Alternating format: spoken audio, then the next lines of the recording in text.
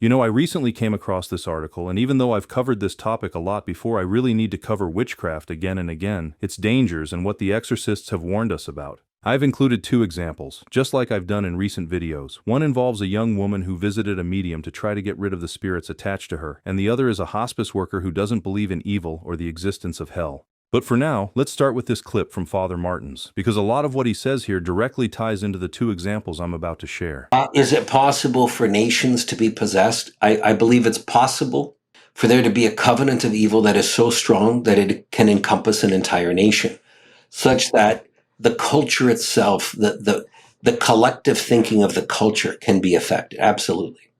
There can be covenants done by particular leaders, political leaders, that can bring about a curse upon the nation. Absolutely, absolutely. Very famously, the president of Haiti consecrated the entire island to Satan. And I mean, Haiti, of all of the countries in the Caribbean, it's arguably in the worst shape. Arguably in the absolute worst, so obviously those, look, we are a people of faith, and I'm a man of faith, and I absolutely believe that such a consecration, such an effect, can have a profound effect, such an evil effect of one man's will, who has this authority over the nation. That authority also extends into the spiritual realm. It just does, because a political leader is a father or a mother, but it has the authority. The political leader has the authority of a parent, and that is no small thing. And the misuse of that can have great implications in the demonic realm. We are now, our culture is becoming more and more de-Christianized. It's becoming more and more pagan. We are losing a sense of how close evil is to us. And for some people, they just lost touch with evil as an existent reality altogether, as a diabolical reality. So we have people, once again, we have Christians joining the Freemasons, right? That's an occult organization. The oaths you take to become a Mason are occult oaths. And they bring on spiritual implications to your family. I've done a tremendous amount of exorcisms on Masons and their family members, because the oaths that you take, you are in the realm of sign and symbol, a consecration of you and your family line to evil. People, women, it's all the rage in middle-class neighborhoods for women to go and get spa treatments, where they're also having Reiki performed on them. I mean, if you read what Reiki is, it is the calling down of a spiritual power to raise your energy levels. Well, that should have, sirens should be going off about this. You're allowing somebody to invoke a spirit upon you to raise your energy level. This is, you should be running away from that place. But also other avenues besides, right? I mean, the misuse of one's sexual faculty has grave implications, right? Any participation in the occult has grave implications in terms of allowing demons, giving them the rights to then harass you. They may not fully possess you, but possession, they may or may not desire it. All they want, the long game, is to get you to hell. They don't need possession to get you there. All they need is to have a sufficient influence on you to separate you from that and lull you and numb you to the effects of it. And as long as you're in that realm and you stay there, they're happy. No problem. I mean, why should they be unhappy about it? They're winning.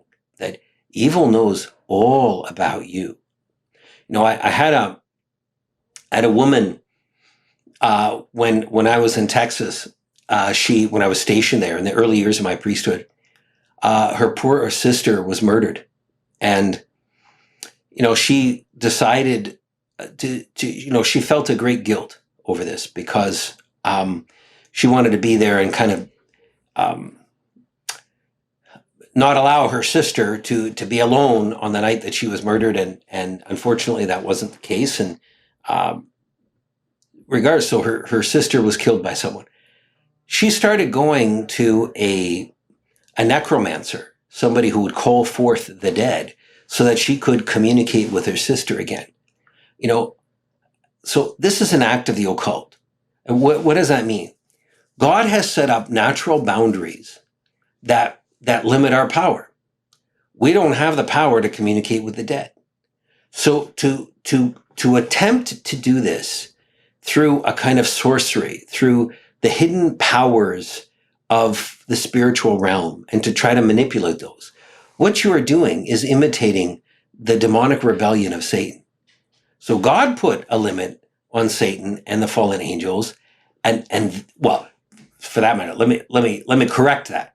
God put a limit on the angels, and Satan and those angels that followed him out of paradise, they rebelled against those limits.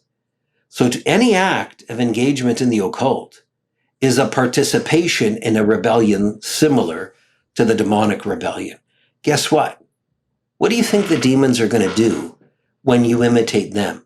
Well, you've just formed ipso facto a relationship with them.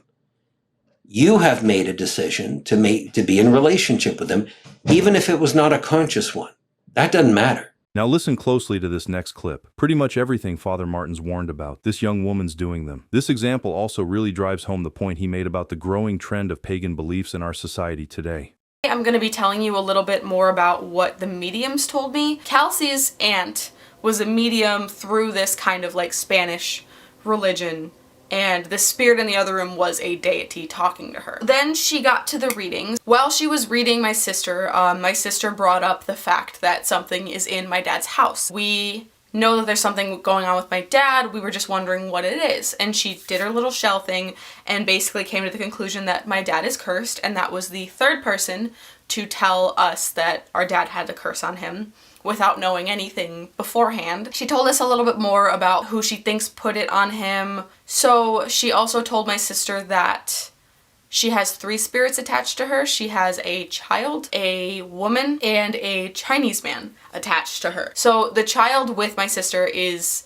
stuck on Earth because he passed too early, and so he is looking for light to pass on. The medium believes that my sister was walking through a crowd of people and he just was attracted to like her light, so he followed her home and has been stuck on her ever since. She was also told that she has a woman following her, but the woman is absolutely harmless. The woman wants nothing but good for my sister. The Chinese man is the only figure that my sister has seen like full features, and that's how she knew he was Chinese. All the other shadow figures that she's ever seen in her life have been just black figures just standing. Like sometimes she could see eyes, but it was mostly just featureless people. The one that she did see was she opened her eyes and standing above, like right over her bed, was a Chinese man who just stood there for probably like maybe a minute and just stared at her, and then he went away.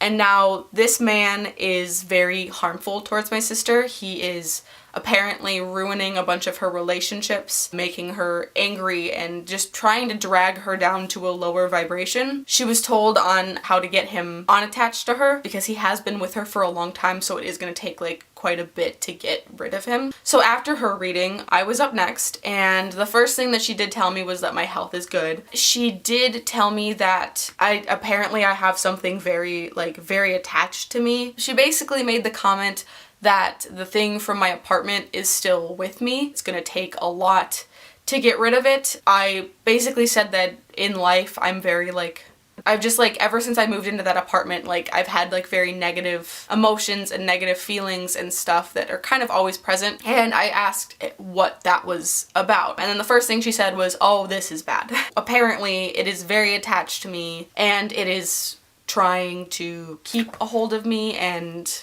ruin my life, basically. But she did tell me and my sister what we would need to do in order to get rid of the spirits that are attached to us, and both of us really didn't agree with what she said needed to be done. She basically told us that we'd have to come back for these ritual things, and we were just not not very excited, not very into the idea of what she wanted to do. Although I'm sure it works for some religions and some types of like witchcraft, not saying that she's a part of witchcraft, but it's just not something that I would agree with doing. Oh, I should say, the medium did give me she did give me this kind of like chalk stuff. I think she said it has like honey and other things in it. I don't know. It's like made of like natural things. It's like this like white chalk that you like are supposed to put around your door. And that is the one thing that I did listen to her about. And it is over my door still. It's apparently supposed to seal the doorway to your like bedroom so that nothing can get in when you're sleeping. Basically, my thought process was, why not? If it helps me, that's great. If not, it's not that big of a deal. It's literally just chalk. So if it doesn't work, like I can always wipe it off. It's not like a permanent thing that I'd be doing. That night we went home, we told my mom what happened. She immediately texted her friend. Her friend was like, let me talk to Ashley tomorrow. She wanted to help me kind of like with myself, and she wanted to help me with my dad's house. And so she called me before like the whole session, and she was like, this is what we're gonna do. Like, I'm gonna help you clear your dad's house.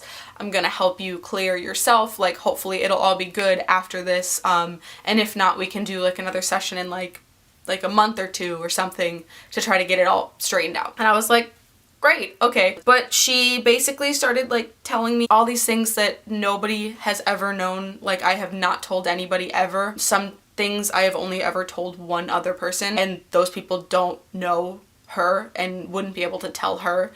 So the fact that she knew these things was just so like validating and so like amazing to me. Like, I at one point started to cry, and like a minute later she was like, and I see some tears flowing, it'll be okay, it'll pass soon. And I'm like, can you see me? Because like, how do you know these things? It's insane. I don't get it. She literally told me things that I've either never told anybody, or that I've only ever told one other person, like Alex, or like a friend that's like states away that doesn't know anybody who is here. Like, would not be able to communicate with her like, hey, this is what Ashley's going through. I think you should bring this up during your reading. She said that I had 4 different spirits attached to me, so it wasn't just the one. She didn't specify what they were, and I didn't really want to push her to ask what they were, just because I didn't want to either disrespect if that made her uncomfortable talking about that. I just wanted her to talk. When she said that I had 4 things attached to me, she said that she like listed off all these things like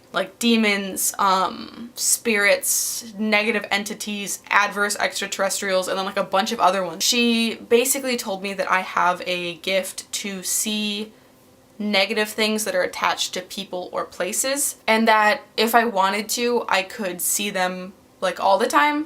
It would take work. It's not just something I can decide like, today I'm gonna do this. Like, you have to go through like meditation and believe in like your higher self, I believe it is. I'm not 100% sure how it works, and I don't want to spew nonsense. If you guys care about like the psychic gifts, she said that I'm clairvoyant, clairsentient, clairaudient, and I am an empath. During our session, she did reiterate that my dad does in fact have a curse on him, and she was about to do some kind of like Reiki healing on him, but then she told me that she decided against it because apparently it is against the rules to heal somebody who is unknowing and didn't consent to it. If you've ever had Reiki healing done on you, sometimes after, like a few days after, or like even the day after, you can feel like absolute garbage just because of everything that has like literally been like flushed out of your system. You can have bad headaches, you can get like really irritable, you can have like really bad like feelings, emotions. It just means everything's clearing out. It's not like a bad thing. It's not like, oh, this turned me bad. It's just, it's a temporary feeling that will get flushed out eventually. But that's what can happen. And she said that it's very dangerous if you do it on an unknowing individual, and that's why she refused to clear my dad, just because he wasn't knowing, and he also doesn't believe in this stuff. So probably wouldn't be the best idea to do that. By the way, I'd love to hear your thoughts on this. When she said this, and she was about to do some kind of like Reiki healing on him, but then she told me that she decided against it because apparently it is against the rules to heal somebody who is unknowing and didn't consent to it. it immediately reminded me of something Father Winston once shared with me. That is why often witches and curses,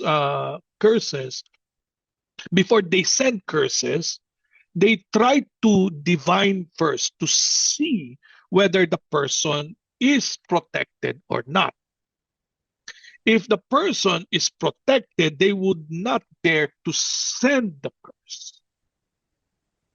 because the curse, the demon that you will send, would come back and wreak havoc on the sender. So if a particular person, let's say a particular person is protected by the grace of God, the which will not send the curse, because God is the one that protects the person, and the demon will come back with a vengeance, retaliate against the witch and the one who paid for the witch. Now, if the person is protected by an amulet, by a talisman, or by a higher evil spirit, the demon will also not come in, because it will not be able to do what its intended action be, because there is a protecting evil spirit. The first example shows someone who's deeply involved in the occult, actually relying on demonic powers to try to cast out demons. But the next example features someone who believes there's no such thing as evil or hell, which is exactly what the devil wants people to think. Okay, I've been a nurse for 16 years. Now, there was only one patient that made me question my belief system. My belief system is there is no evil, there is no hell, there is no bad spirits. But I've had one patient experience that has made me question that belief. So many years ago, I admitted a young woman onto hospice for a brain tumor. She did not have any family. She only had friends who were caring for her, which is great. Super sad story. She was young. She was in her late 20s, early 30s, something like that. She also had this belief that she did not want to use any Western medicine for her brain tumor. So she was coming onto hospice, but she did not want to use any of our steroids, which we usually prescribe. Definitely no, nothing that was going to basically help her. She did not want to use any of those. She made her friends promise, even when she was unconscious, that they wouldn't give it to her. She made me promise. She was like, I don't want this stuff. I want to do my own thing. And her own thing was prayer, meditation, chanting, different sound things, and different herbs and stuff, which I have nothing against those things. Okay. I do not for one second think those things are dark or bad at all. I still don't. So as things progress, right, brain are not easy, and you usually need a lot of medication to manage symptoms. She declined a lot functionally, mentally. She couldn't really talk or say what she needed. She couldn't physically do what she needed. She was having seizures. She was uncomfortable. She was agitated. She was moaning, right? So her friends had their work cut out for them. She is terminally agitated, rolling around the bed, not doing well. She did allow people to give her cannabis, which was in this black oil, tar looking stuff. And it was rubbed all through her teeth. So she had black lips and black teeth and black gums. She looked kind of bad because they had all this black tar all over her face and mouth to help with the symptoms. And as the weeks went on, what was so odd was the friends started draping her apartment in all these white sheets, white sheets everywhere, combing through the ceiling, and being hung from corner to corner and window to window, draped all over her furniture, all over the floor. So her whole apartment was covered with white. So you think it would feel good and light and airy, but it did not. The second I would walk in that apartment, I'd be ugh, my stomach would get a pit in it. I would feel awful. I would feel physically scared. And I mean this with every part of my being. I do not want to believe this. Even to this day, I'm still nah, it's all in my head. I don't fully believe what I'm about to tell you, because I don't want to believe it. I want to have my own belief, which is everything is love. There is nothing evil. I don't want to believe that. I still don't really want to believe it. But I can tell you from this experience, it does make me question that belief, because that apartment did not feel good. And honestly, this sounds really awful, but the patient didn't feel good. The patient didn't feel light. It felt very bad. Before any Christians come on here and say, oh, it's because she wasn't Christian, she had crosses everywhere. So there was a lot of Christian mysticism, I think. There was a lot of prayer, there was a lot of chanting, there was a lot of music, like light, airy, like loving, godly music, but it did not send that vibe. The house did not feel like that. She did not feel like that. Her friends, they were trying their best. She would grunt and moan and have these guttural things coming out of her that made me question everything. And I also felt terrible for her because a lot of it could have been symptoms. It could have been like her symptoms were not managed. I remember going there every single morning until she died, and I would get sick to my stomach just walking into the apartment. Just walking in there, I would be sick to my stomach. I felt like my skin was crawling, like I needed to get out of there. She did eventually die. It was not peaceful. It did not feel better once she had died. The apartment was still just really, really bad feeling. Like I just needed to get out of it. Of course, like I am saying nothing of these things to her friends, to her, to my colleagues, no one. I'm keeping this all to myself because I don't want to believe it either. And even to this day, as I'm telling you this story, I still don't really want to believe it. I still could chalk it up to a whole bunch of things. But all I'm saying is it's the one instance, the one situation I have been in that has made me question a little bit of my beliefs about like, is this real? Are there like bad energies? You know, I don't want to think so, but this one circumstance, maybe I'm wrong, you know? Remember that clip of Father Szada I shared with you several months ago? Well, it looks like this young woman's mom is also deeply involved in the occult. And as we heard in Father Szada's clip, these demons can be incredibly patient. The Masons, Masonic orders, the Masonic orders are all demonic. We've had many, many cases of people who have been under serious attack, spiritual attack, because of the history of Masonic involvement in their families. And so those things have to be broken as well. There are curses that go along with those, and they have to be broken. So there are portals, there are things that people will do, playing with Ouija boards, all kinds of stuff that people will do. As I said, crystals is one that a lot of kids get into, tarot cards. Here's an interesting one, a case that I knew of, a young girl. Her grandmother used to read tarot cards. And the young girl would just sit on her grandmother's lap, and that was it. The girl grew up, and now she's in college. And some of her college roommates decided they were going to play with these tarot cards, and they get out the little book, and they're going to read the tarot cards to see what the fortunes are and that sort of stuff. And the girl stood there, and she said, "Oh, I know what that is."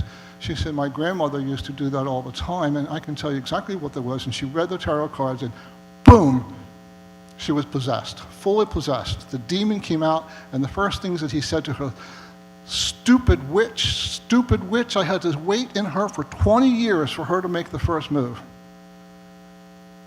As soon as she stepped into the world of the occult, he possessed her. He was there the whole time. But she made the move, and he took advantage of it. So we have to be careful of all of those kinds of things, because they're real, and they do cause problems. So we call these portals. There are many, many different kinds of things out there today that open the door to the demonic. And that is it for the video this time, and I just want to thank all of you for taking the time to be here and for your continuous support this year, and I really hope all of you have learned a lot here. And remember, if ever you have any feedback or suggestion, please let us know in the comments below. Anyway, if you like what we do and you'd like to support us, I left a link to our PayPal donation in the description box below, and from the bottom of my heart, thank you so much for your continuous support, contributions, and prayers. And until the next one, thanks again for watching, and may God bless you.